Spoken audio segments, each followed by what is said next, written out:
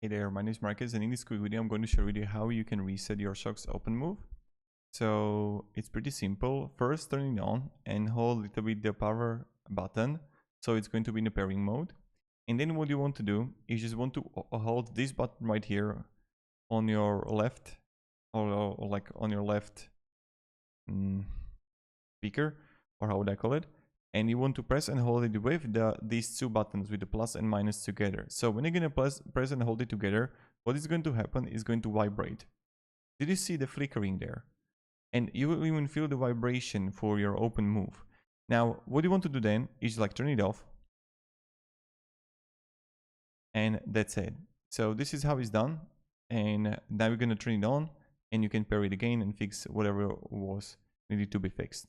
So thank you very much for watching, and have a great day, and goodbye.